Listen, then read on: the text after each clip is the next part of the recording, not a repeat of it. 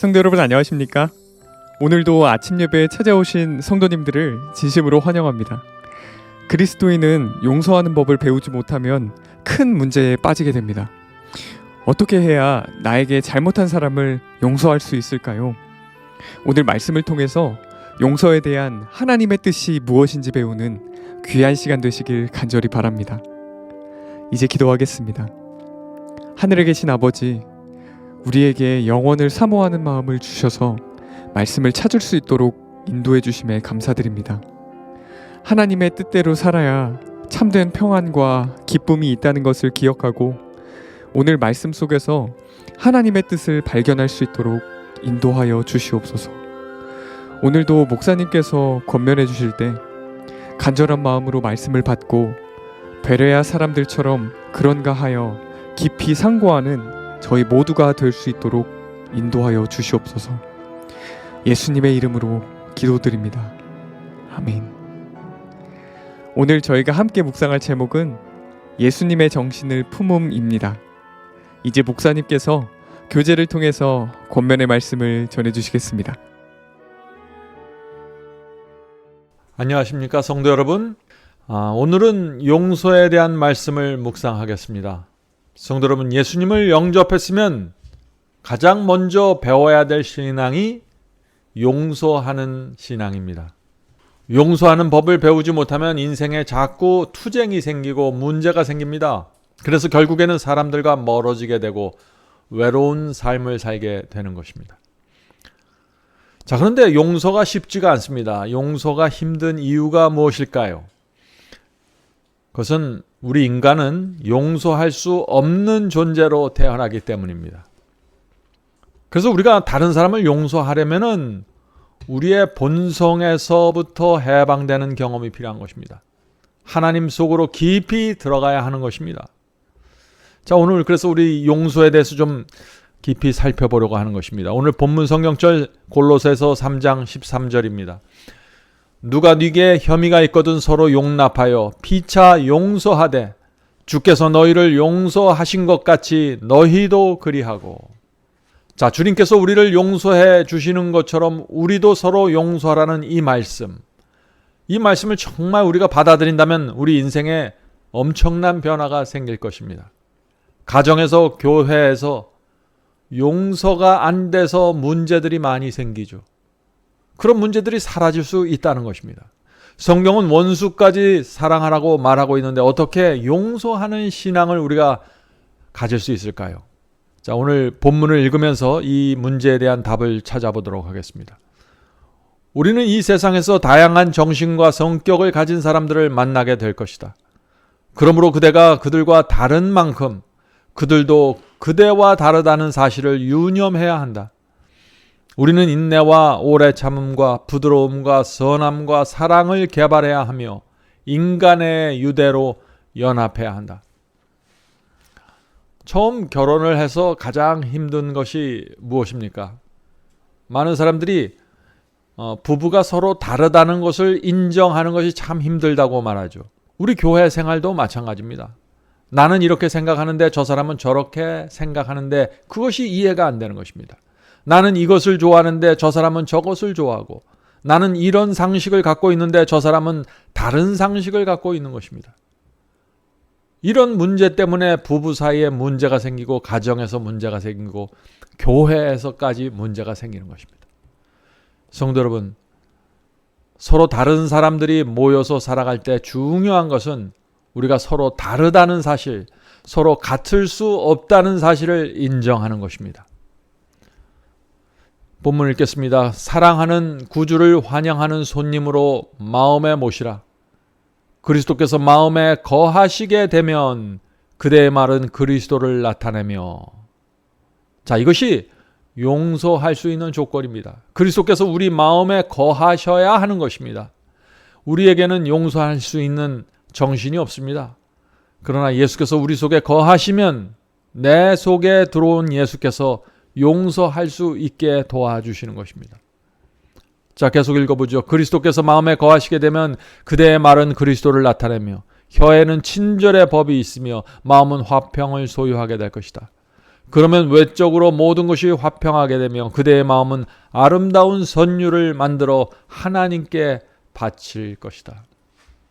성도 여러분, 예수께서 우리 마음속에 거하셔야만 이 모든 영적인 경험이 가능해지는 것입니다. 자, 그렇다면 예수께서 어떻게 우리 속에 거하실 수 있을까요? 예수님은 하늘에 계신 분인데 어떻게 우리 속에 거할 수 있을까요? 요한복음 15장 7절에 이렇게 말씀하십니다. 요한복음 15장 7절입니다. 너희가 내 안에 거하고 내 말이 너희 안에 거하면. 예수께서 하신 말씀, 이 성경의 말씀이 우리 속에 거해야 됩니다. 우리 속에 받아들이면 그 말씀을 통해서 예수님의 정신과 마음이 우리 속에 거하게 되는 것입니다. 이것은 성령을 통해서 이루어지는 약속입니다. 우리가 하나님의 말씀을 읽을 때 성령께서 그 말씀을 통해서 우리의 마음을 감동시켜 주시고 예수께서 들어오실 수 있는 자리를 마련하게 되는 것입니다. 예수께서 우리 마음속에 들어와서 보좌에 앉으시는 것이죠. 성도 여러분, 말씀을 통해서 예수께서 우리 속에 거하게 된다는 사실, 이 사실을 잊지 말아야 하는 것입니다. 이것은 감정이 아닙니다. 성경은 하나님의 말씀입니다. 그 말씀이 나에게 들어와서 나를 설득하고 나에게 확신을 주어야 하는 것입니다. 그렇게 될 때 예수께서 자유롭게 우리 속에 들어오셔서 성령께서 역사하실 수 있다는 것입니다. 그렇게 될 때 하나님의 말씀이 내 속에 들어와서 나의 성품이 되고 내 말투가 되고 내 분위기가 되는 것입니다. 계속 읽겠습니다. 화평케 하는 자에게 복이 임한다. 오 그리스도께서 화평케 하는 자라고 부르도록 주께서 당신의 성령을 내게 불어 넣어 주셨으면 나는 다투거나 경쟁하는 분위기를 좋아하지 않는다. 나는 우리가 우리에게 죄 지은 자를 사하여 준 것 같이 우리 죄를 사하여 주옵시고라는 주기도문을 말할 수 있기를 원한다. 오 우리가 어떻게 이러한 기도를 하면서 용서하지 않을 수 있을까? 자, 성경은 우리가 하나님께 죄를 사함 받았으면 다른 사람의 죄도 용서해 주라고 말합니다. 성도 여러분, 하나님께 나가 죄를 용서해 달라고 기도할 때 우리가 다른 사람을 용서해 준 사실을 근거로 죄 사함을 구해야 합니다. 그것이 주님께서 알려주신 주 기도문입니다. 주께서 이렇게 말씀하셨죠. 우리가 우리에게 죄 지은 자를 사하여 준 것 같이 우리 죄를 사하여 주옵시고. 성도 여러분, 이것이 죄를 용서받는 기도입니다. 다른 사람의 죄와 문제를 용서하지 않을 때 우리의 기도는 능력을 잃어버리게 되는 것입니다.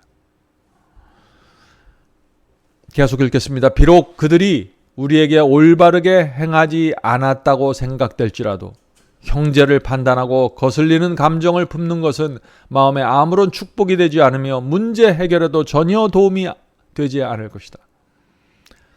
자, 성도 여러분, 용서는 상대방이 이해가 돼서 해주는 것이 아니라는 것입니다.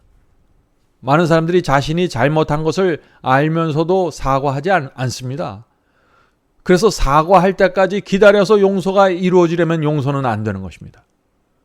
많은 사람들은 이기심과 자존심 때문에 미안합니다. 그것은 내 잘못입니다. 용서해 주십시오. 이런 말을 하질 못합니다.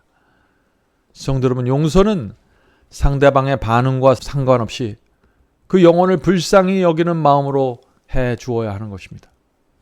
이기심과 자존심이라는 그 고집에 붙잡혀서 죄송합니다라는 말도 자유롭게 하지 못하는 그 영혼을 불쌍히 여겨야 한다는 것입니다. 이 마음으로 우리가 용서하게 된다는 것이죠. 베드로전서 3장 8절입니다. 베드로전서 3장 8절. 너희는 다 한 마음이 되어 서로를 동정하며 형제로서 사랑하고 불쌍히 여기며. 성도 여러분, 서로를 동정하는 정신, 불쌍히 여기는 정신, 사랑하는 정신, 이 세 가지는 하나입니다. 우리가 다른 사람을 사랑한다고 말하면서 동정하지 않고 불쌍히 여기지 않으면 그것은 사랑이 아니죠. 하나님께서도 우리를 구원하신 이유는 하나입니다. 불쌍히 여기고 동정하시기 때문에. 그래서 우리를 사랑하셔서 십자가에 못 박히신 것입니다. 우리도 서로 동정하고 서로 불쌍히 여겨야 하는 것입니다. 왜 그럴까요? 왜냐하면 우리 모두는 다 크고 작은 연약함과 부족함을 갖고 있기 때문입니다. 그래서 내 부족함을 볼 때 다른 사람의 부족함을 불쌍히 여기게 된다는 것입니다.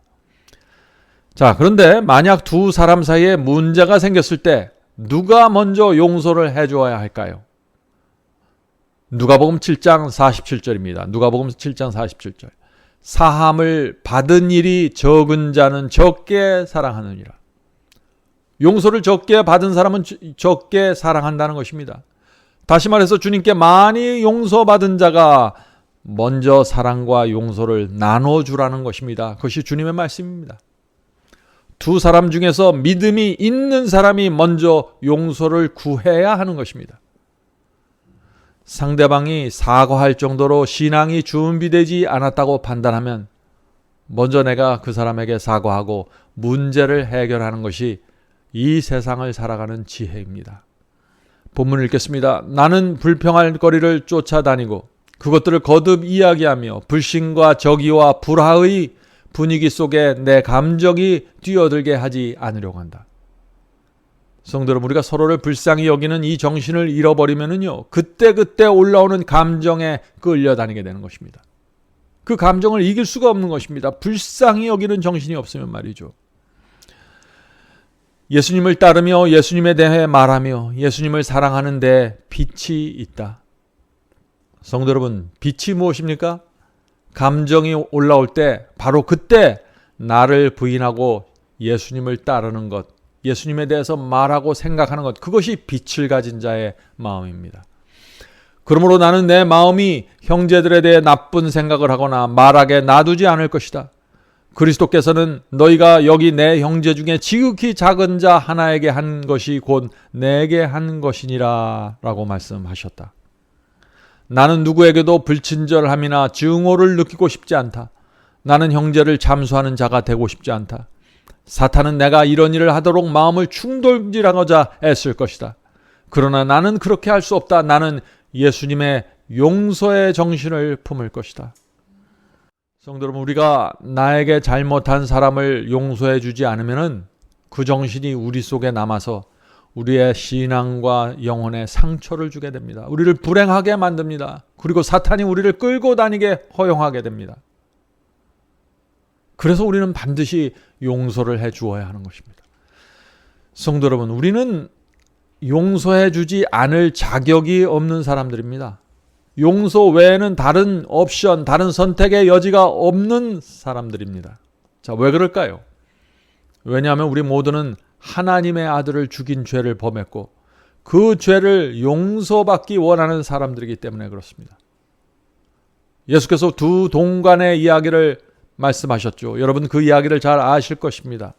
한 사람이 왕에게 1만 달란트 빚을 졌습니다. 그것은 온 가족이 평생 일해도 갚을 수 없는, 도무지 갚을 수 없는 엄청난 액수였습니다. 왕은 그 사람에게 처자와 자식들과 모든 것을 팔아서 그 갚으라고 했지만 갚을 수가 없었죠. 그래서 왕이 그 사람을 불쌍히 여겨서 그 사람이 지고 있는 그 빚을 완전히 탕감시켜 주었던 것입니다. 자, 그런데 그 사람이 이 엄청난 빚을 용서받고 탕감받고 나가던 길에 그에게 100데나리온 빚을 진 사람을 만나게 된 것입니다. 자, 100데나리온이 얼마나 큰 돈일까요? 한 데나리온은 한 사람의 하루 일당이라고 합니다. 그러면 100데나리온은 100일 정도의 일당이 되겠죠. 그것은 1만 달란트에 비하면 아무것도 아닌 빚이었습니다. 그것은 충분히 일해서 갚을 수 있는 액수였습니다. 그래서 그 사람이 엎드려서 내가 꼭 이 100데나리온을 갚을 테니까 기다려달라고 사정했지만 이 사람은 봐주질 않은 것입니다. 그 모든 모습을 옆에서 지켜보던 사람들이 너무나 이상해서 그 사실을 왕에게 보고했던 것입니다. 왕은 그 이야기를 듣고 대노해서 1만 달란트 탕감받은 자를 당장 불러들이라고 했죠. 그 이야기는 결국 이렇게 끝나게 됩니다. 그래서 마태복음 18장 32절 35절. 자, 왕이 1만 달란트 빚진 자에게 이렇게 말하는 것입니다. 저를 불러다가 말하되 악한 종아, 내가 빌기에 내가 내 빚 전부를 탕감하여 주었거늘 내가 너를 불쌍히 여김과 같이 너도 네 동관을, 내 친구를 불쌍히 여김이 마땅치 아니하고 주인이 노하여 그 그 빚을 다 갚도록 저를 옥졸에게 붙이느니라. 예수께서는 그 다른 사람을 용서해 주지 않은 그 사람을 악한 종이라고 선언하셨습니다. 그 악한 종은 죽을 때까지 감옥에서 나오지 못하는 것입니다. 자, 두 동간 이야기를 마친 예수께서 이렇게 마지막으로 말씀을 맺으십니다. 35절입니다. 너희가 각각 중심으로, 마음의 중심으로 형제를 용서하지 아니하면 내 천부께서도 너희에게 이와 같이 하시리라. 용서해 주지 않으면 용서받을 수 없다는 것이 성경의 진리입니다. 성도 여러분, 우리는 이 동관 이야기에서 교훈을 받아야 합니다. 자, 첫 번째 교훈은 이것입니다. 용서는 마음의 중심으로 해야 된다는 것입니다. 하나님의 용서를 정말 마음으로 받았으면 다른 사람을 동정하고 불쌍히 여기는 마음으로 용서해 주어야 한다는 것이죠. 오늘날 많은 사람들이 이기심과 고집 때문에 주변 사람들의 마음에 상처를 주면서도 자신의 모습을 보지 못한 채 불쌍한 모습으로 살아갑니다. 우리는 그런 사람들과 섞여서 이 세상을 살아갈 수밖에 없습니다. 그래서 그들을 용서해 주면서 살 수밖에 없는 것입니다. 하나님께서 이 용서해 주는 성도를 귀하게 보실 것입니다. 자, 두 번째 교훈은 다른 사람의 죄를 용서하지 않으면 구원을 잃어버릴 수 있다는 것입니다. 그것이 예수님의 말씀입니다. 성도 여러분, 오늘날 믿기만 하면 구원받는다는 복음, 예수를 영접하고 구원받았으면 교회 열심히 다니기만 하면 구원을 잃어버릴 수 없다는 이런 생각들과 믿음이 교회를 뒤덮고 있는 것입니다. 자, 그런 생각과 그런 믿음이 이 두 동관 이야기를 보면 어떻습니까? 그런 복음이 참 문제가 많다는 사실을 우리가 알 수 있죠. 구원은 취소될 수 있는 것입니다. 예수께서 말씀하시기를 너희가 각각 그 중심으로 형제를 용서하지 않으면 내 천부께서도 너희에게 이와 같이 하시리라. 10,000달란트를 빚진 그 사람이 그 엄청난 빚을 용서받았지만, 탕감받았지만 다른 친구를 용서해 주지 않을 때 그 용서가, 왕의 용서가 취소되었다는 사실을 우리는 기억해야 하는 것입니다. 그래서 예수께서 그들의 열매로 그들을 판단하리라고 말씀하신 것이죠. 구원과 심판에 대한 진리는 오해할 수 없을 정도로 아주 분명히 세워져 있습니다. 성도 여러분, 하나님의 용서는 우리를 구원하지만 우리의 용서는 그 사람을 구원해 줄 수 있는 용서가 아닙니다. 단지 그 사람의 마음에 평안을 줄 뿐입니다. 혹시 오늘 아침에 오랫동안 용서하지 못한 사람이 있습니까? 이제 그 영혼을 놔주시기 바랍니다. 용서를 해야만 우리 마음에도 평안이 있는 것입니다. 어떤 의미에서 용서는 그 사람을 위한 것이 아니라 나를 위한 것입니다. 오늘도 용서와 불쌍히 여기는 정신으로 오늘 하루를 살게 되길 간절히 바랍니다. 자, 기도하고 마치겠습니다. 하늘에 계신 아버지, 하나님의 용서를 늘 생각하면서 살 수 있도록 도와주시옵소서. 하나님의 용서가 저희의 마음을 낮추시고 저희의 교만을 내려놓게 하셔서 우리의 주변과 이웃에 있는 영혼들을 용서할 수 있도록 도와주시옵소서. 하늘에 계신 아버지, 주님의 그 용서하는 정신이 우리 속에 들어와서 새겨져서 하늘의 아름다운 분위기가 용서를 통해서 주변에 전달될 수 있도록 도와주시옵소서. 하늘에 계신 아버지, 오랜 세월 동안 가족과 친구와 형제들을 용서하지 못해서 마음에 깊은 한이 되고 상처가 된 사람들이 있습니다. 주여, 이제는 나에게 잘못하고 나에게 씻을 수 없는 죄를 범한 그 형제들을, 그 영혼들을 이제는 놔줄 수 있도록 도와주시옵소서.